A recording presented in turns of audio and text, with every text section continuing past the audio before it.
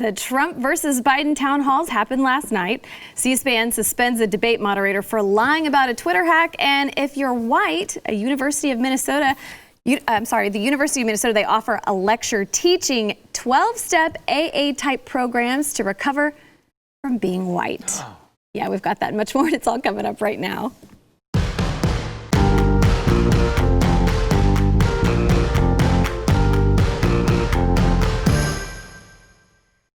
Welcome to the news and why it matters. I'm Hillary Kennedy. I am filling in for Sarah Gonzalez while she is still on maternity leave. And today I am super pumped because I have two of the best in the house. Mr. Stu Burguiere, host of Stu Does America. It's a really good analysis, Hillary. And I have to say, I love your shirt. Thank you. You wore a great shirt for the roundtable today. Andrew Cuomo was awful. Available at andrewcuomoisawful.com. And then Mr. Pat Gray, host of Pat Gray Unleashed. Do you like my shirt too? Your shirt is also, it's red and blue and you're white. very prepared for fall. Yeah. Where do I get it? You're right on track.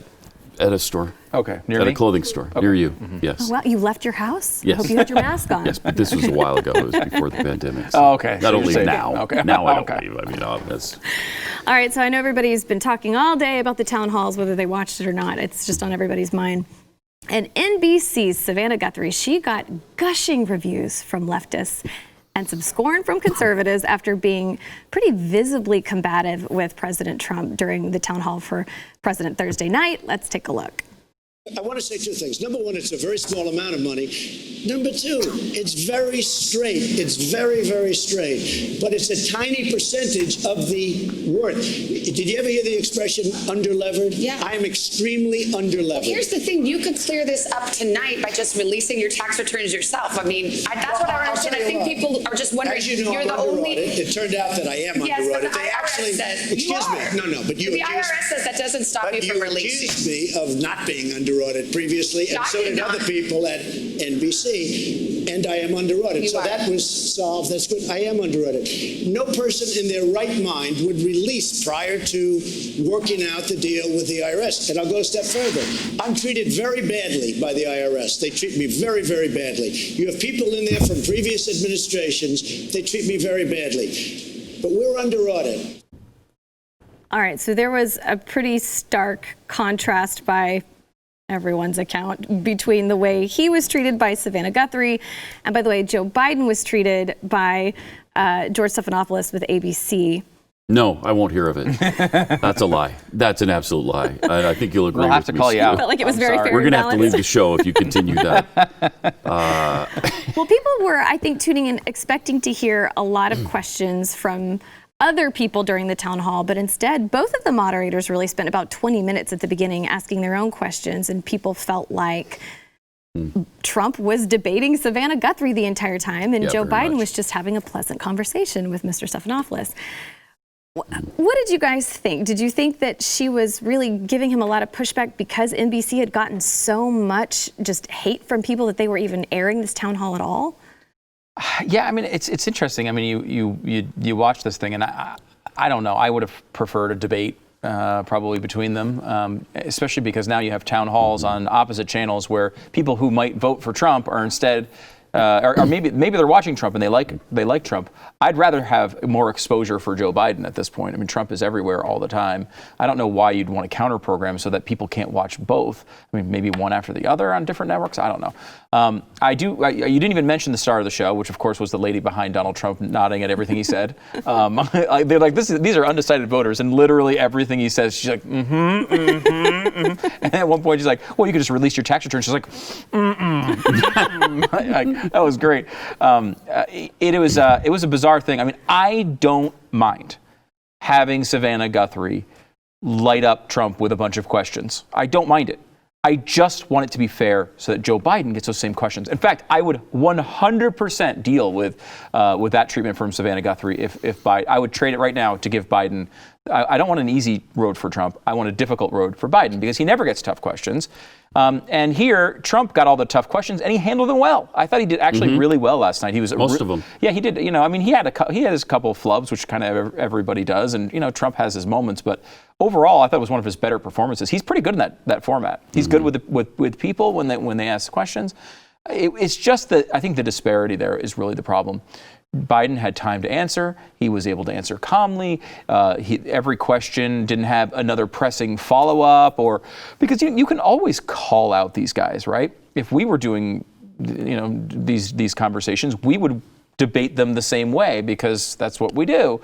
Where a moderator's not supposed to be like that. You're supposed to be doing an interview. If you're going to do that type of constant intervention into the conversation, I'm okay with it. I just want it on the other side too. Well, so did you think it was weird that Biden didn't get a single question about the New York Post story, about his son Hunter? I mean, there was no mention of it whatsoever. I'd use a different descriptor than weird. I thought it was despicable. That's probably the one I'd go for. It's predictable because they just ignore all of that stuff. And if it doesn't fit their agenda, they ignore it. And Savannah Guthrie was just in her natural state. She just hates Trump, and you could tell it pretty much every time she has a story about him. And you could really see it last night. And so the treatment, at least I think people could see the disparity if you have any sort of open mind at all. You saw that Biden was treated with kid gloves and that it was extremely adversarial with Donald Trump. Yeah. I mean, and the questions, as you point out, are so ridiculous. I mean, first of all, he's got to denounce white supremacy again. For the 5 millionth time. We've all heard him do this. Everyone knows, even if he was a white supremacist, he would not get on stage and say he was a white supremacist. So why are we trying to get him to denounce the white supremacy? He's done it 25 times publicly. And then they ask him about the QAnon conspiracy theory. It's like, I don't even know what that. I know. Do you know what it is? So, I've heard of it. I've seen a couple things they've said. I don't really know that much about QAnon. That's essentially what Donald Trump kept saying. Yeah. Right. Yeah. Now, I don't know how much he actually knows about it. My guess is he's running the country probably very little, right? Like, he has very little time for such things. He probably is like, I don't want to, if these people are going to vote for me, I don't want to trash them. That may be true. I mean, it's about as far as I would think it would go. Look, I think they did a poll. They something like 25% of Americans had ever heard of it before. And it's something like 5% of Americans knew something substantial about it. This is not an issue that needed to be not at all in this moment. They give this spotlight. I guarantee you now, those two numbers I just quoted you are much higher today because people were like, what the heck is QAnon? I'm going to go search for it on the internet. And now some of them will fall down the same rabbit hole. There's no real reason to do this. They're just trying to make Trump look bad.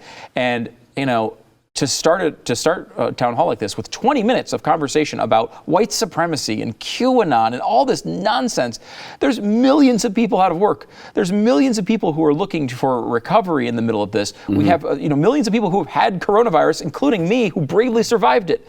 I would rather have somebody talk about real issues that people care about. But I guess Donald Trump isn't going to pick up any votes when he's talking about QAnon. So they might as well press him on QAnon if your goal is to get him out of office. But these are tiny little groups. Nobody knows, like you said, nobody knows them. Nobody's heard of them. They've got very little membership. I mean, I remember when Obama was in office and the Black Panthers were an issue because they were out saying things like, we got to kill some cracker babies and all of that sort of stuff. Yeah. And every time it came up, it was like, oh, please, the Black Panthers. No, there's hardly any of them. It's such a small little group, it doesn't really matter. They don't make any difference. The only one that's talking about them is you. Well, QAnon's probably smaller than the Black Panthers ever were, and that's all they want to talk about. QAnon, Proud Boys, white supremacists. Where are these people? Right. I never see them. I never hear about them. Except when you look in a mirror, Pat. Right, that's the only time. But that's the only time. Well, it wasn't all tough moments for Trump. There was one kind of lighthearted moment. We've got a clip of that. Thank you. Good evening, Mr. President. Thank you very much. I have to say, you have a great smile. Thank you. Thank you. So, he does. You're so handsome when you smile. Oh, golly. Paulette. Paulette, it said undecided leaning Biden, but I mean, I think his smile was winning her over. Wow. Wow. Now, so Biden also, they were mainly softball questions. He did get asked about transgenderism and things like that. And so during a discussion, he did seem to suggest that a child should be able to change their gender if they decided that was something they wanted to do. And we have a clip of that. The idea that an 8-year-old child or a 10-year-old child decides, I decided I want to be transgender. That's what I think I'd like to be. It'll make my life a lot easier. There should be zero discrimination. And what's happening is too many transgender women of color are being murdered. They're being murdered. That's not true. I mean, I think it's up to now 17. Don't hold too me many, to that number, yes, but it's not a lot. It's higher now, and that's just this year. And so I promise you, there is no reason to suggest that there should be any right denied your daughter or daughters, whichever, one or two, your daughter, that your other daughter has a right to be and do. None, zero. The piles of dead transgender women of color is the piles of the bodies. They should probably be buried at some point. This country's totally fine. Because we've driven around them how many times? Oh, yeah. Just here in Dallas. So many. Because it's like... Is it 180,000 people? Per day. Per day. Per day. Per day have been murdered. There's never any Native American transgendered people piled up on the streets. It's only people of color. Right. Very sad. So this comes from a stat that he's butchering. There are high murder rates in some measures among transgender people generally and transgender people of color. When you look at the actual numbers, it's because it's a small group. So like any murder is going to be very very high. I mean, because you're talking about transgender is a small percentage. Transgender people of color is a really small percentage of the population. First of all, almost all of them are prostitutes usually, and also prostitutes that may have told the person they were having sex with that they were the other gender until it started. And then it makes somebody mad. It's not because they're like, I'm targeting transgendered people today. I'd have to pull out all the stats. The bottom line though is that he's going after, and he doesn't quite say that. Hey, this is totally fine. He says they should not be discriminated against. And of course, all of us would say the exact same thing, and they should not be discriminated against. Right. But 8 years old is crazy, right? Like an 8-year-old cannot make decisions. I have an 8-year-old. Like this is not something that 8-year-olds are capable of doing, nor should they be forced into doing it or able to do it at this point. You go in, you look at the data, shows over and over again, people who are transgendered at a younger age, they believe they're transgendered, and they don't have the surgery. They grow up later and don't want the surgery when they're able to get it because actually statistically they wind up being gay, which is an odd thing. Is that like the left now is so woke, it's actually eliminating people who are gay in favor of transgendered people before they can even make that realization themselves.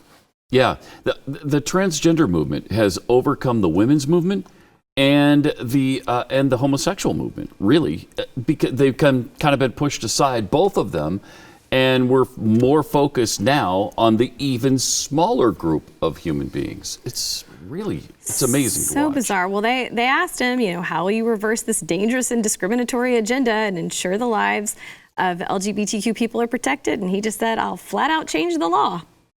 Oh, that's interesting. I didn't know he'd do that. I hope he changes it to not 8, but 5 years old. I think at 5 years old, you can make the decision. Maybe younger, maybe 2. What about 5 months? What about birth? What if you're, in utero. How about in utero? In utero, you should be able to change your gender every day. And if we can't as a country, come together to realize that, I don't know what we can do. What kind of country are we? Seems really unfair. All right, so we're going to go to break, but when we come back, we want to talk about Democratic operatives. They're calling for Dianne Feinstein to step down. Getting heated for her. I'm with them on this. All right, first we want to thank our sponsor, Rough Greens. The dogs, they have spoken. Well, not literally, but it's pretty evident by the way they eat their food. When it's got Rough Greens on it, they're a happy bunch of dogs. Stu, I know you've mentioned Miles, your dog. Yes, yeah, Miles. He's 115 it. Years old, and he was a black pug and is now grayish with a lot of white, particularly on his face. So has he changed his gender though? He has not. Okay. But he has changed his color. He has changed his race from black to gray. He is when he goes and kind of dives into his food when we have Rough Greens on it. He comes out with a green beard. So it's kind of Christmassy. I love it. That's the way I look at it. They all need a green beard. Well, if you don't know about Rough Greens, it isn't a dog food. It's actually a supplement that you put on your dog's food. And it contains all the nutrients that your dog needs, but that get cooked out of the kibble food when it's being made. The probiotics, the antioxidants, the vitamins, the minerals, the omega oils, those are just some of the things that your dog needs to lead a healthier lifestyle, and they're all the things that are in Rough Greens. So get the Rough Greens Jumpstart Bag today for just $14.95 and start the process of getting your dog healthier and happier. And if you want to see your dog thrive again, just go to roughgreens.com/blaze. That's ruffgreens.com/blaze. We'll be right back. Well, first it was Nancy Pelosi, and now it's Dianne Feinstein. It seems like the Democrats are kind of turning on some of their own. So Senator Dianne Feinstein, she's facing calls to step down as a ranking member of the Senate Judiciary Committee after she enraged operatives from her own party with her performance on the panel, which ended with her praising Republican Chairman Lindsey Graham. This is what she said. She said, "I just want to thank you. This has been one of the best set of hearings I've participated in." And she added, "Thank you so much for your leadership." Then the two were seen embracing in a hug. No. So she was immediately attacked by high-profile Democrats, many of whom declared it was time for her to pass the torch, give up her leadership position. She is 87 years old. They just felt like she went too soft this time. You know, after last time when she faced Amy Coney Barrett, people felt like she was too harsh with her. They felt like this time she was too soft. Is it wrong for her to have complimented Lindsey Graham? I mean, I thought this was actually kind of a nice unifying moment, but what do you guys think? Well, I do have a thing against complimenting Lindsey Graham. That's a separate from this story completely. But, I don't know. I mean, is she too old? Is her day past? I mean, she's got jet black hair still. Since she has no gray, I think that she's probably still fine. Because of the moment, I think everyone expected fireworks out of that hearing. That's actually how a hearing's kind of supposed to go. I mean, the Democrats were annoying at times, and the Republicans did not ask probing questions most of the time. They were just like, you know what? You're a mother, and you have children, and you're wonderful. Which she is, by the way. She seems great. But, you're never going to get what those hearings are supposed to be, right? They should be probing, interesting questions of merit and of value and depth. You didn't get much of that, but they didn't blow up over each other. Nobody was accused of gang rape that I know of at all. And I think they did it the whole time without doing it, which was like, wow, I didn't know that was possible anymore. This was actually a kind of a good hearing, right? Like, she was asked some questions. I thought that, she handled it easily. She swatted Amy Klobuchar away multiple times. She showed that she's ready for this, and hopefully she's confirmed as quickly as possible. What about the probing question, though, that Cory Booker asked about whether or not she likes white supremacists? I thought that was really brilliant. Given her, I got like 2 black children, so apparently I don't hate them as much as some people do. And as far as I understand, Cory Booker has no black children, so who's more open? That's a good point. Right. I mean, it's just asinine that all of a sudden he feels compelled to ask about everybody who comes before a committee has to be asked about white supremacy. Yeah, and sexual assault, right? And sexual assault. Mazie Hirono is quite possibly the dumbest person in all of government across the world. Had a couple of really dumb moments. You could tell she's just reading it. She came out, she did the sexual preference is now a bad word thing. She asked Amy Coney Barrett if she had ever been accused of sexual assault, which is like, I guess I don't want to be sexist. I guess women could do it. It's 2020, anything could happen. Yeah, it could happen. But it unlikely. I'm going to say unlikely. So again, for what a hearing like that should be, it was bad. Compared to what I expected, it was really freaking good. I mean, they got through it. It went simple. It was simple. She handled it easily. She gave them no reason to not confirm her. She should get more. I mean, it would be smart, honestly, if I were a Democrat and I was in the middle, I would seriously consider voting for her because she's obviously qualified. This would be an ability for you to say, we came to your side on Amy Coney Barrett, even when you just tried to force it through before an election, and you won't come. Like, they'd have a good argument there. If you're Joe Manchin, you should totally pull the trigger and vote for her. He voted for Kavanaugh, if I remember correctly. So he could do that, but I don't expect it. No, because the days of 98 to 2, was it 98 to 2, 96 to 3, something like that, with Ruth Bader Ginsburg, who was radically left, far, far left, and only 3 people voted against her. Those days are gone, though. Yeah. I mean, they're not going to just vote to confirm people. They're going to play politics, and it's too bad. And I think by the way, I think they should be gone. I don't think 98-3 should ever probably, or 98-3 definitely shouldn't happen, because that means there's some extra senator who's not supposed to be there is in the room, and that's going to, right. If it's 98-3, that's a problem. We've packed the Senate, and we don't want to do that. But if it's 96-3, if it's 77-22 or 77-23, I'll be okay with that. Yeah, like something like that, where you have some people who are saying, okay, I'll go along with it. Because I wouldn't vote for these people that the Democrats are putting up no matter what. I don't care how nice their story is. I don't care how competent they seem. If I get the sense that they are hardcore left-wing people or that will not agree with the Constitution, you can't vote for them. Your job is to vote for someone you think is going to look at the Constitution and interpret it and realize the scope of their job, which is just doing that. It's not empathy. That's not part of your job as a Supreme Court justice. What? I'm sorry. Go there ahead. were actual senators who argued against originalism, though, during this hearing. That was kind of amazing. Amazing. But that's where we are now. I mean, the Constitution, they dislike it, and they're pretty open about it now. Originalists, come on, we need to change that thing front to back. It's amazing. Well, I think that's why a lot of people are upset about this next story, because Amy Coney Barrett, she's obviously highly accomplished. She went to Rhodes College. She was a member of all sorts of honor societies, but she was also a member of a sorority, Kappa Delta. Oh, no. And they put out a tweet saying, Katie alumna Amy Coney Barrett was nominated to serve on the Supreme Court. They tweeted this out on September 28th. While we do not take a stand on political appointments, we recognize Judge Coney Barrett's significant accomplishment. We acknowledge our members have a variety of views and a right to their own beliefs. Well, then they deleted it and issued an apology, essentially. They said our approach was disappointing and hurtful to many. We did not intend to enter a political debate or take a stand on the Supreme Court nomination, cause division among our sisters, or alienate any of our members. Then they explained how the sorority will redouble its efforts to increase inclusivity and diversity and encourage members to speak out, and said, thank you for holding us accountable. Oh, God, I hate these statements. If I ever read another one of these damn statements, they're so intolerant. They're just, I can't take them. I cannot take them anymore.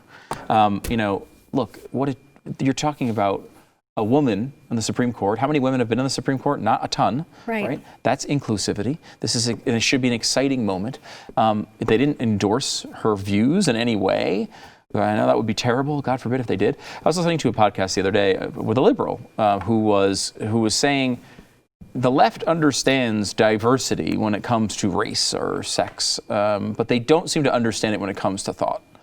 It's true. I mean, like if you had a some left-wing company and it was all white males, everyone would be up in arms about it. But if it's all liberals that are so liberal that they can't even let normal liberals in the club anymore, that's totally fine.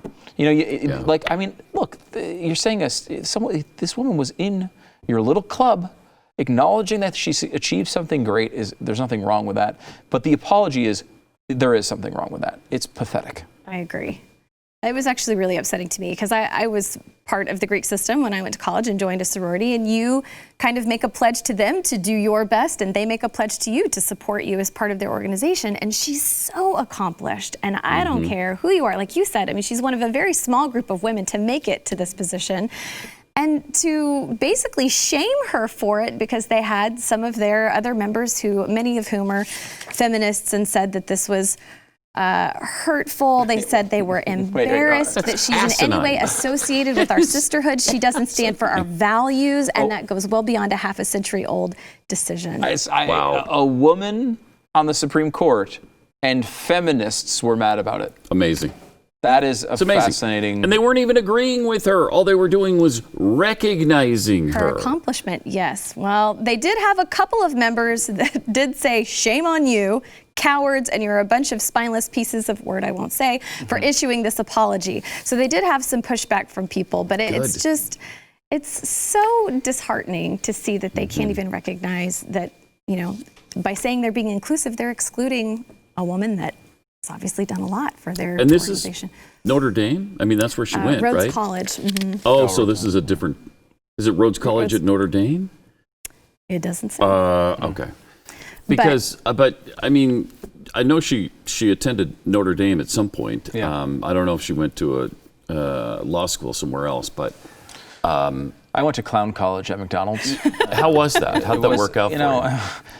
So do you get to stay in the house? What's that? In the house, do you get to stay? No, you do not stay in the house. You don't stay at on the premises. There's a really bad like Jerry Sandusky thing going on. You want to stay away from the house. Okay. It's very dark. Well, we're really proud of your work. We just want to publicly acknowledge. Oh, I'm how dare offended. you. I'm pissed off because I didn't go to clown college and I don't want to recognize. Thank you, Pat. Thank you.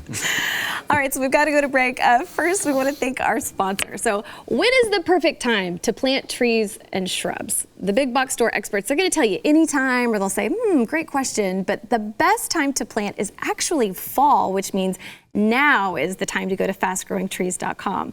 So just skip the big box stores, head to fastgrowingtrees.com. They are the world's largest online nursery. So you have no more waiting in lines. Your car won't be a mess. You're not digging through a lackluster selection. Just go to fastgrowingtrees.com, choose from thousands of varieties of trees, shrubs, plants, expertly curated to thrive in your area and delivered to your door in 1 or 2 days. So whether you're looking for shade or privacy, fruit trees, or just some added color for your yard, every plant is shipped with a well-developed root system, so you'll have some really nice growth come spring. So there's a better way to buy trees and shrubs and plants for your home and your yard. It's fastgrowingtrees.com. Fall is planting season. Don't let anybody tell you differently. Join over 1 million satisfied gardeners at fastgrowingtrees.com. Plus, the 30-day Alive and Thrive guarantee means that your plants will arrive happy, healthy, and ready for planting. So now through November 15th, go to fastgrowingtrees.com/news for 10% off. That's 10% off at fastgrowingtrees.com/news. We'll be right back.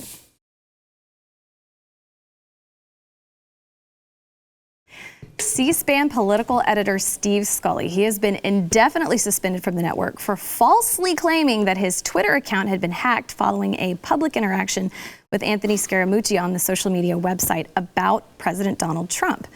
So he was supposed to be the moderator of the since canceled second Trump-Biden presidential debate. He did tell C-SPAN that he'd lied about the supposed hacking attempt on Wednesday evening. And he said they said by not being immediately forthcoming to C-SPAN and the commission about his tweet, he understands he made a serious mistake. And they said they're very saddened by the news and don't condone his actions. He's saying his tweet to Scaramucci was sent out of frustration, and he lied about its origins when he saw that it had created new controversy. He said these were both errors in judgment for which I'm totally responsible. I apologize. And then C-SPAN said during his 30 years, he's consistently demonstrated his fairness and professionalism as a journalist. He's built a reservoir of goodwill among those he's interviewed, fellow journalists, our viewers, and with us. But he has been placed on administrative leave and may return after some distance from this episode. What does this say about the moderators that they're choosing for these events? Do you think that this is going to change the way how the Commission on Presidential Debates chooses these moderators? Probably not. No. I mean, it's amazing, though. I mean, conservatives make this case all the time that, hey, we're getting, there's a lot of bias here we're noticing. And then stuff like this happens, where, this guy who's, C-SPAN, he should be middle of the road like a total journalist, and instead he's communicating offline with Anthony Scaramucci, who even if, it doesn't make any sense at all. Remember in 2016, we had the questions being leaked to Hillary Clinton before the debate. We found that out. This happens seemingly every single election cycle. Wasn't it Donna Brazile who leaked him? Yes. Yep. Yeah, through CNN. Yeah. This time, Chris Wallace, who was the guy who is, supposedly going to be the guy who's most friendly to the Trump administration. He's from Fox News, after all. Again, he seemed so much more against Trump than Biden. We saw it with the moderators last night on these town halls. It's always going to be harder if you're a Republican. You can sit here and complain about it all the time. You have to recognize the reality of the situation and do what you can to fix it. It would be nice. It would be nice if you had people who were. They don't have to be flame-throwing talk show hosts, but people with a little bit of a partisan lean that they're honest about. Yeah. I think, remember they'd had like Hugh Hewitt do one of those during, it was a primary debate. And he was one of several, though, wasn't he? Yeah, he was one of several. But 3 or 4. Take someone who's kind of like a journalist, maybe kind of an opinion guy, put him out there, have them ask the Democrat questions, have someone on the left ask the Republican questions that aren't hateful and angry, but just sort of like, probing and interesting. Well, we talked about this a little bit on Glenn's radio show today. They don't even try anymore. No. They're not even trying. They've given up even trying to pretend that they're objective. I mean, they're just not. And we're just going to have to deal with that now, I guess, because that's the way it is. And nobody seems to care enough to do anything about it. Certainly, C-SPAN doesn't care enough to do anything about it. They're going to let him off the hook. If that was somebody at Fox doing a similar thing to Joe Biden right now, they'd be drummed out of the business, or Fox would be boycotted, or all hell would break loose. But because it's C-SPAN and it's Steve Scully, mostly people don't even care. Well, Trump did. Yes. Of course. Yes. He tweeted about it and said, "I was right again. Steve Scully had just admitted he was lying about his Twitter being hacked. He said the debate was rigged. He was suspended from C-SPAN indefinitely. The Trump campaign was not treated fairly by the commission. Did I show good instincts and being the first to know?" Got to be about him, obviously. Yeah. This whole thing is about how wonderful he is. Again, look, the president does this thing with the tweets, but there is a legitimate point here, right? And I tend to believe you want to get Joe Biden in front of as many crowds as possible before this election. So anything he can agree to, whether it's virtual or not, get Donald Trump and Joe Biden in the same room, and when Joe Biden starts talking, don't talk. Right. Let him talk. Let him go. That's exactly why I thought he should have agreed to the virtual debate. Should have. I think so too. I mean, people are like, "Oh, he's not going to do a debate on Zoom." It's not going to be a debate on Zoom. They're going to be in separate network studios. People are used to having conversations over network connections. Certainly, Donald Trump is, if anything. And look, Donald Trump does well on television usually. I don't think it would have been a problem. I mean, again, I think the focus. People are really familiar with Donald Trump at this point. You can go have these fireworks with Savannah Guthrie, and they're arguing about QAnon or whatever. It's not going to turn anyone off from Trump. It's not going to gain anybody to Trump. Trump he's so set right now, I think, with the American people.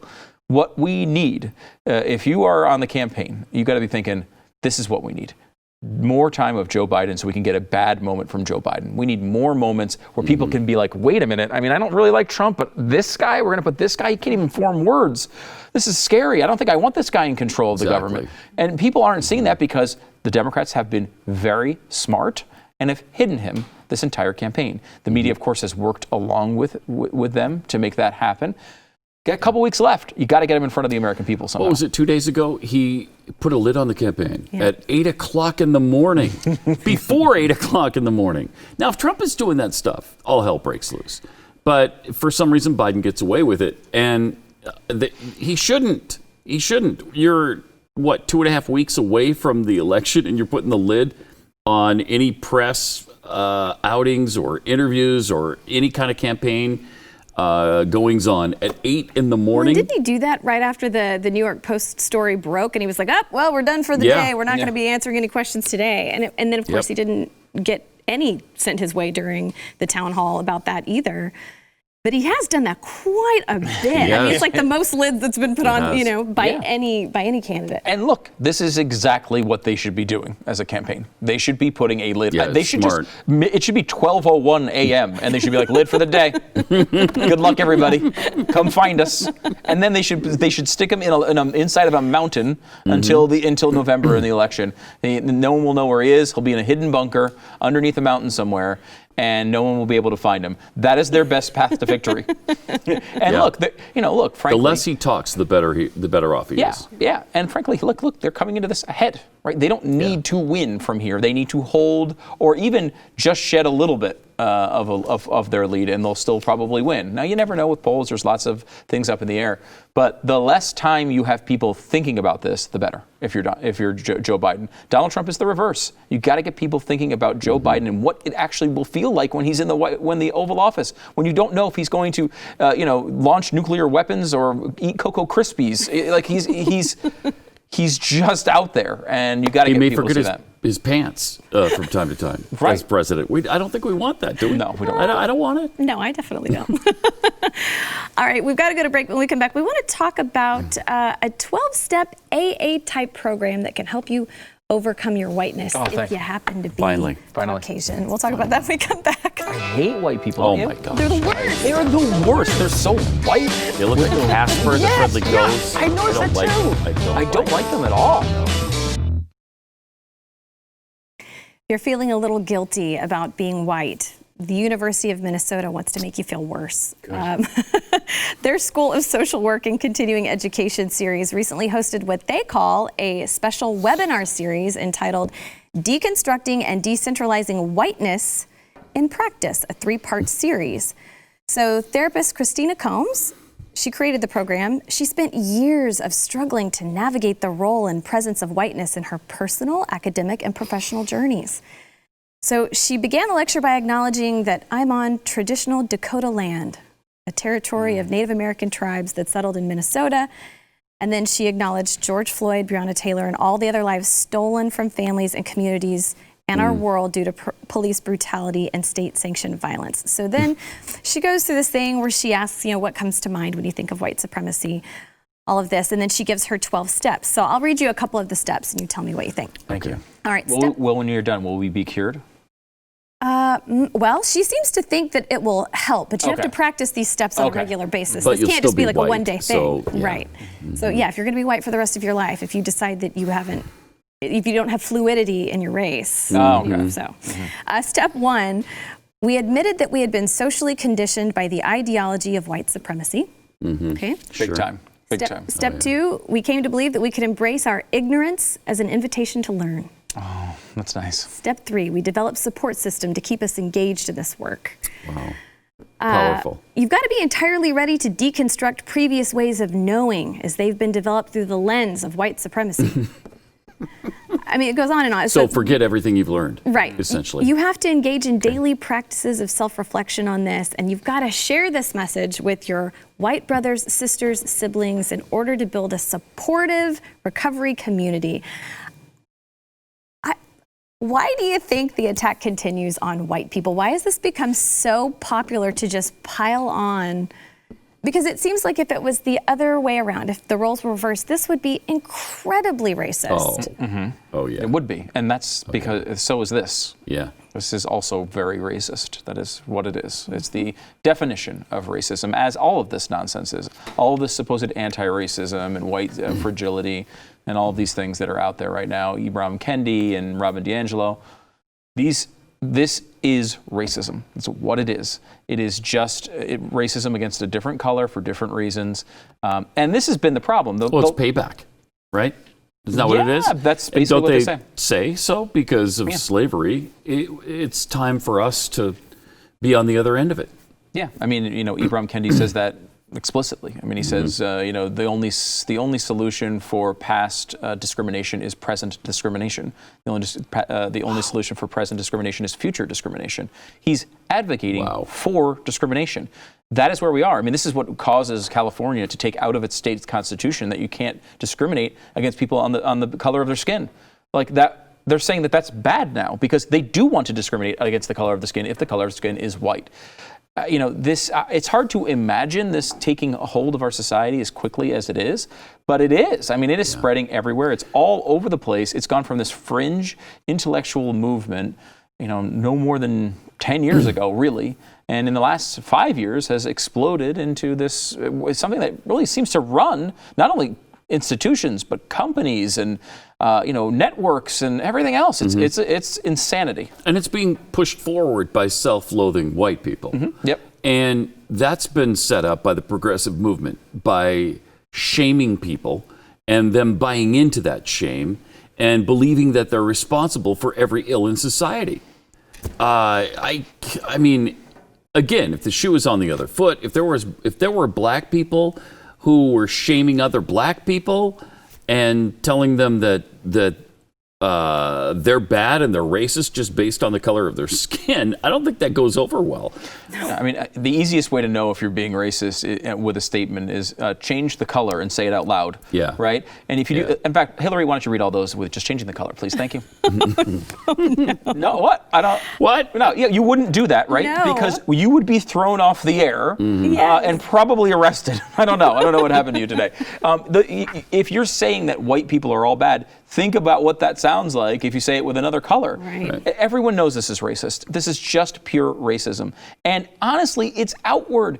They're saying it in these books. They're telling you, yes, we should discriminate on the basis of race. Why we've picked this one immutable characteristic over all of the other ones. We could say eye color, we could say hair color, we could say whatever, height, weight, whatever we wanted. We could all decide that those are really important parts of our character as well. Whiteness literally has nothing to do with my character. I don't care about it. I don't care that it's whatever. It is what it is. It is not part of my life in any way. And that's, I think, the way we were supposed to be striving for that. Now it's the enemy. And what happened to Oprah Winfrey? She used to be like, her books were like, Tuesdays with Maury. And, let's go cook a she wrote big Tuesdays with thing Maury. of kale. That was a good book. That was a good book. That was a good Let's book. go cook a big thing of kale. Oh, I love that. Outsold, I think, every book Turner. except the Bible. And Harry Potter. And Harry One Potter. of the Harry Potters. I don't The know other the fourth 6, one. Yeah. I think it outsold. But now she's like pushing forward this white fragility thing. Yep. Stop. What is going on? Well, you brought up a good point. When you mentioned Oprah, it made me think back to some of the old talk shows like Maury Povich and Jenny Jones and who was it, Sally Jesse, the wore the glasses, and Phil Donahue. Yeah. Some of those old clips, their big kind of salacious story was, I hate my own race. They would have these guests on, and it was kind of not comical, that's not the right word, but it was overly dramatic. And now these are serious conversations we're having in top universities. Incredible. And it's stuff that used to be fodder for Jerry Springer and Maury Povich. It's insanity. I mean, it's permeated every single aspect of society at this point. I mean, you can't try watching an NBA game without getting a lecture from Ibram Kendi. You basically can't do it. That's where we are. I mean, and that's pathetic. It's pathetic in so many ways. And the fact that people are, it was the Black Lives Matter, I believe, co-founder just got to deal with like Netflix. What on earth does the Black Lives? Why would you? What? Did she have any talent making films? Like, no. They're just buying a get out of jail free card for supposed racism. And now they can't be accused of it, right? Because they've given $1 million to the Black Lives Matter founder. But like, this is what they're doing. They're buying their salvation. This is not a healthy society. So we have to go to break, but I was just told that the content that Black Lives Matter creator is doing for Netflix is content for children. Great news! Great news for everybody. Good. All right, we've got to go to break. We'll come back with our question of the day. Wow. Yeah. As I was saying, I hate white people. I don't like them. They're bad people. All white people are bad. Yesterday, we wanted to know who is the most corrupt. Is it Joe Biden, Barack Obama, Hillary Clinton, or Donald Trump? 62% of you said Hillary Clinton. Did I make a vast proclamation based on an internet poll? The thing you're looking at right now, this poll, is the reason Donald Trump is losing. I mean that seriously. The fact that this audience, 2 weeks before an election, is still more pissed off at Hillary Clinton than Joe Biden is legitimately the reason why Joe Biden is doing well. People don't hate him. They have more visceral passion against Hillary Clinton today. Well, the death list is about 430 people long. Pretty extensive. It might be that. I don't know. All right, so today's question, did you watch any of the 2020 presidential town halls last night? If you did, Trump's, Biden's, both, or neither? I have a feeling you both watched. I watched Trump. Okay. I wanted to watch Biden because what am I going to get out of Trump at this point? I mean, we've seen this. Biden, I wanted to see if he'd really mess up. I watched a little bit of each, is where I wound up landing. What did you do? I saw clips. I was giving my son a bath and putting him to you bed were living right life? during the Wow. I Parenthood. all of the highlights. Well, why weren't you obsessed? This white privilege. Oh my God. Only white people are privileged enough to give their children baths. That's true. I live a very privileged life.